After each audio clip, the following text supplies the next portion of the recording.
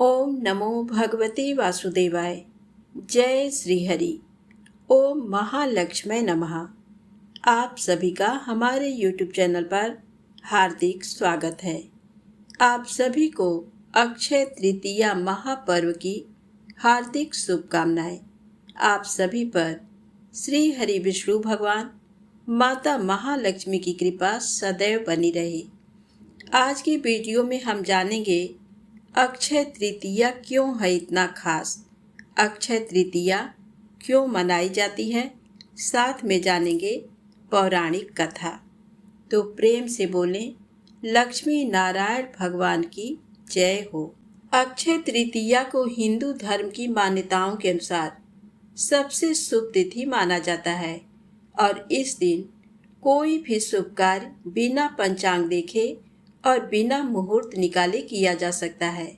लेकिन अक्षय तृतीया को क्यों इतना शुभ माना जाता है, इसको लेकर हिंदू धर्म में कई पौराणिक मान्यताएं चली आ रही हैं। इसे युगादि तिथि भी माना जाता है। कहते हैं कि इस दिन ही त्रेता युग का आरंभ हुआ और भगवान परशुराम का अवतार भी इस दिन हुआ था। पौराणिक मान्यताओं के अनुसार अक्षय तृतीया के दिन ही भगवान श्री हरि के छठे अवतार परशुराम जी का प्राकट्य हुआ था। ब्राह्मण होते हुए ये स्वभाव से काफी आक्रामक और गुस्से वाले माने जाते हैं। इनके अंदर ब्राह्मण होते हुए भी क्षत्रियों वाले गुण थे। कहते हैं कि जिस दिन सुदामा अपने मित्र भगवान कृष्ण से मिलने गए थे, उस दिन अक्षय तृतीया तिथि थी। सुदामा के पास कृष्ण को भेंट करने के लिए चावल के मात्र कुछ मुट्ठी भर दाने ही थे, जिन्हें उन्होंने श्री कृष्ण के चरणों में अर्पित कर दिया। उनके इस भाव के कारण कान्हा ने उनकी झोपड़ी को महल में बदल दिया। इस तरह सुदामा जी को भी इस दिन अक्षय निधि की प्राप्ति हुई थी। कथाओं के अनुसार अक्षय तृतीया पर ही युधिष्ठिर को कृष्ण जी ने अक्षय पात्र दिया था। इस पात्र की ये विशेषता थी कि इसका भोजन कभी समाप्त नहीं होता था। इसी पात्र की सहायता से युधिष्ठिर अपने राज्य के भूखे और गरीब लोगों को भोजन उपलब्ध कराते थे। भविष्य पुराण में अक्षय पात्र का संबंध मनुष्य के दान धर्म से बताया गया है। अक्षय तृतीया के दिन से ही महर्षि वेद व्यास जी ने महाभारत की कथा को सुनाना आरंभ किया था और गणेश जी ने इस कथा को लिखना आरंभ किया था। इसी वजह से कहा जाता है कि महाभारत का युद्ध भी अक्षय है, जिसके कुछ उदाहरण आज भी कहीं कहीं देखने को मिल जाते हैं। भविष्य पुराण में बताया गया है कि अक्षय तृतीया को युगादि तिथि कहा जाता है।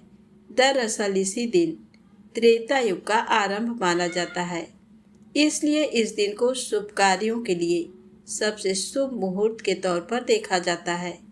मान्यता है कि अक्षय तृतीया के दिन हम जो भी कार्य करते हैं उसमें हमें अक्षय फल की प्राप्ति होती है और वह पुण्य कभी समाप्त नहीं होता। महाभारत में द्रौपदी के चीर हरण की घटना सर्वाधिक चर्चित मानी जाती है। पौराणिक मान्यताओं के अनुसार उस दिन भी अक्षय तृतीया ही थी, जब पांडवों ने कौरवों के साथ जुए के खेल में द्रौपदी को ही दांव पर लगा दिया था। दुशासन ने द्रौपदी का चीर हरण किया था। अक्षय तृतीया के दिन ही द्रौपदी की लाज बचाने के लिए श्री कृष्ण ने द्रौपदी को अक्षय चीर प्रदान किया था। नारद पुराण में बताया गया है कि अक्षय तृतीया के दिन ही गंगा का धरती पर अवतरण हुआ था। तेज बहाव के साथ स्वर्ग से निकली गंगा नदी को शिव जी ने अपनी जटाओं में धारण कर लिया था और फिर भगीरथ के प्रयासों से देवी गंगा धरती पर अवतरित हुई थी। अब आइए सुने धन समृद्धि प्रदान करने वाली, मनोकामना पूर्ण करने वाली अक्षय तृतीया की पौराणिक कथा। अक्षय तृतीया की एक कथा के अनुसार प्राचीन काल में एक धर्मदास नामक वैश्य था। धर्मदास अपने परिवार के साथ एक छोटे से गांव में रहता था। वह बहुत ही गरीब था। वह हमेशा अपने परिवार के भरण पोषण के लिए चिंतित रहता था। उसके परिवार में कई सदस्य थे। धर्मदास बहुत धार्मिक प्रवृत्ति का व्यक्ति था। उसका सदाचार तथा देव एवं ब्राह्मणों के प्रति उसकी श्रद्धा अत्यधिक प्रसिद्ध थी। अक्षय तृतीया के महात्म को सुनने के पश्चात उसने अक्षय तृतीया पर्व के आने पर सुबह जल्दी उठकर गंगा में स्नान करके विधि पूर्वक देवी देवताओं की पूजा की। व्रत के दिन सामर्थ्य के अनुसार जल से भरे घड़े, पंखे, जौ, सत्तू, चावल, नमक, गेहूं, गुड़, घी, दही, सोना तथा वस्त्र आदि वस्तुएं भगवान के चरणों में रखकर ब्राह्मणों को अर्पित किया। ये सब दान देकर धर्मदास के परिवार वाले तथा उसकी पत्नी ने उसे रोकने की कोशिश की। उन्होंने कहा कि अगर धर्मदास इतना सब कुछ दान में दे देगा तो उसके परिवार का पालन पोषण कैसे होगा। फिर भी धर्मदास अपने दान और पुण्य कर्म से विचलित नहीं हुए और उसने ब्राह्मणों को कई प्रकार का दान दिया। उसके जीवन में जब भी अक्षय तृतीया का पावन पर्व आया, प्रत्येक बार धर्मदास ने विधि से इस दिन पूजा एवं दान आदि कर्म किया। अनेक रोगों से ग्रस्त तथा वृद्ध होने के उपरांत भी उसने उपवास करके धर्म, कर्म और दान पुण्य किया। यही वैश्य अगले जन्म में कुशावती का राजा हुए। मान्यता है कि अक्षय तृतीया के दिन किए गए दान, पुण्य व पूजन के कारण वह अपने अगले जन्म में बहुत धनी एवं प्रतापी राजा बना। वह इतना धनी और प्रतापी राजा था कि त्रिदेव तक उसके दरबार में अक्षय तृतीया के दिन ब्राह्मण का वेश धारण करके उसके महायज्ञ में शामिल होते थे। अपनी श्रद्धा और भक्ति का उसे कभी घमंड नहीं हुआ। वह प्रतापी राजा महान एवं वैभवशाली होने के बावजूद भी धर्म मार्ग से कभी विचलित नहीं हुआ। माना जाता है कि यही राजा आगे के जन्मों में भारत के प्रसिद्ध सम्राट चंद्रगुप्त के रूप में पैदा हुए थे। जैसे भगवान ने धर्मदास पर अपनी कृपा की, वैसे ही जो भी व्यक्ति इस अक्षय तृतीया की कथा का महत्व सुनता है और विधि विधान से पूजा एवं दान आदि करता है, उसे अक्षय पुण्य एवं यश की प्राप्ति होती है। तो प्रेम से बोलें, लक्ष्मी माता की जय हो, श्री हरि विष्णु भगवान की जय हो। अब आइए सुने अक्षय तृतीया से जुड़ी दूसरी पौराणिक कथा भगवान श्री कृष्ण और उनके मित्र सुदामा की। अक्षय तृतीया वाले दिन ही सुदामा अपने बचपन के सखा श्री कृष्ण से मिलने गए थे। वह उनके लिए एक पोटली में थोड़े से चावल लेकर गए थे, जिसे भगवान ने बेहद चाव से खाया था। लेकिन सुदामा ने हिचक की वजह से कृष्ण जी से अपने लिए मदद नहीं मांगी थी। वह बिना कुछ मांगे ही उनसे विदा लेकर अपने घर लौट गए थे। लेकिन वापस पहुंचने पर सुदामा जी ने देखा कि उनके टूटे फूटे झोपड़े के स्थान पर एक भव्य महल खड़ा था और उनकी गरीब पत्नी और बच्चे अच्छे वस्त्रों में मिले थे। ये देखकर सुदामा जी समझ गए कि ये सब श्री कृष्ण की ही कृपा से हुआ है। यही वजह है कि अक्षय तृतीया पर आज भी साफ मन से, सच्चे मन से दान और पूजा का महत्व गिना जाता है। साथ ही इसे धन संपत्ति के लाभ से भी जोड़ा जाता है। कथा इस प्रकार है। एक ब्राह्मणी थी जो बहुत गरीब निर्धन थी। भिक्षा मांगकर जीवन यापन करती थी। एक समय ऐसा आया कि 5 दिन तक उसे भिक्षा नहीं मिली। वह प्रतिदिन पानी पीकर भगवान का नाम लेकर सो जाती थी। 6वें दिन उसे भिक्षा में 2 मुट्ठी चना मिले। कुटिया पर पहुँचते पहुँचते रात हो गई। ब्राह्मणी ने सोचा अब ये चने रात में नहीं खाऊंगी, प्रातःकाल वासुदेव को भोग लगाकर तब खाऊंगी। ये सोचकर ब्राह्मणी ने चनों को कपड़े में बांधकर रख दिए और वासुदेव का नाम जपते जपते सो गई। ब्राह्मणी के सोने के बाद कुछ चोर चोरी करने के लिए उसकी कुटिया में आ गए। इधर उधर बहुत ढूंढा, चोरों को वह चनों की बंधी पोटली मिल गई। चोरों ने समझा इसमें सोने के मोती हैं। इतने में ब्राह्मणी जाग गई और शोर मचाने लगी। गांव के सारे लोग चोरों को पकड़ने के लिए दौड़े। चोर वह पोटली लेकर भागे। पकड़े जाने के डर से सारे चोर सांदीपनी मुनि के आश्रम में छिप गए। सांदीपनी मुनि के आश्रम में भगवान श्री कृष्ण और सुदामा जी शिक्षा ग्रहण कर रहे थे। गुरु माता को लगा कि कोई आश्रम के अंदर आया है। गुरु माता देखने के लिए आगे बढ़ी। चोर डर गए और आश्रम से भागे। भागते समय चोरों से वह पोटली वहीं छूट गई। इधर भूख से व्याकुल ब्राह्मणी ने जब जाना कि उसकी चने की पोटली चोर उठा ले गए, तो ब्राह्मणी ने श्राप दे दिया कि मुझ दीनहीन असहाय के जो भी चने खाएगा वह दरिद्र हो जाएगा। उधर प्रातःकाल गुरु माता आश्रम में झाड़ू लगाने लगी। झाड़ू लगाते समय गुरु माता को वही चने की पोटली मिली। गुरु माता ने खोल कर देखी तो उसमें चने थे।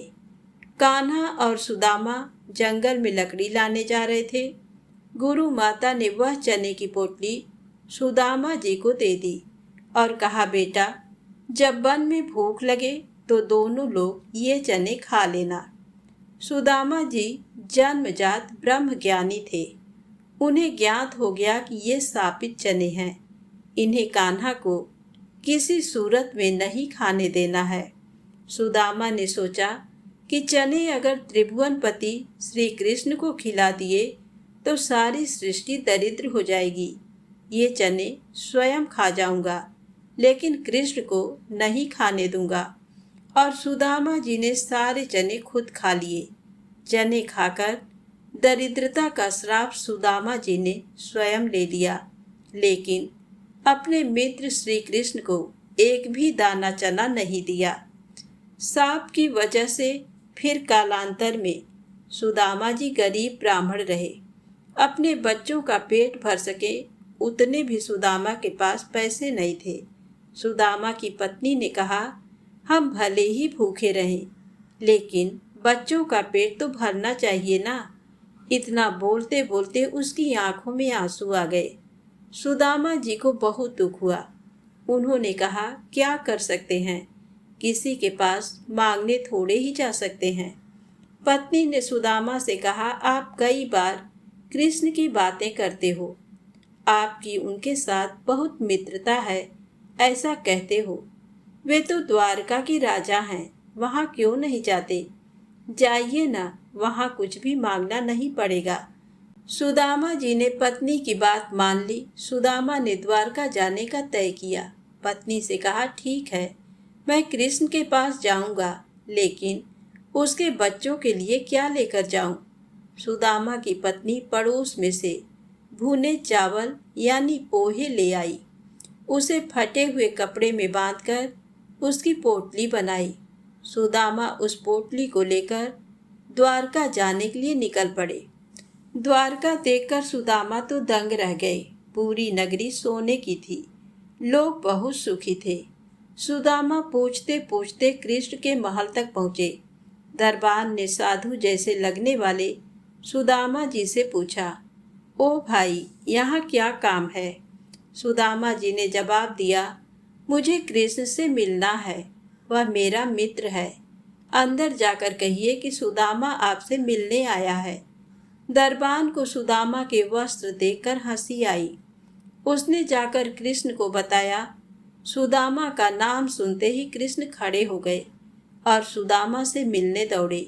सभी आश्चर्य से देख रहे थे, कहाँ राजा और कहाँ ये साधु। कृष्ण सुदामा को महल में ले गए। सांदीपनी ऋषि के गुरुकुल के दिनों की यादें ताजा की। सुदामा कृष्ण की समृद्धि देखकर शर्मा गए। सुदामा पोहे की पोटली छुपाने लगे, लेकिन कृष्ण ने खींच ली। कृष्ण ने उसमें से पोहे निकाले और खाते हुए बोले, ऐसा अमृत जैसा स्वाद मुझे और किसी में नहीं मिला। बाद में दोनों खाना खाने बैठे। सोने की थाली में अच्छा भोजन परोसा गया। सुदामा का दिल भर आया। उन्हें याद आया कि घर पर बच्चों को पूरा पेट भर खाना भी नहीं मिलता है। सुदामा वहाँ 2 दिन रहे। वे कृष्ण से कुछ मांग नहीं सके। तीसरे दिन वापस घर जाने के लिए निकले। कृष्ण सुदामा के गले लगे और थोड़ी दूर तक छोड़ने गए।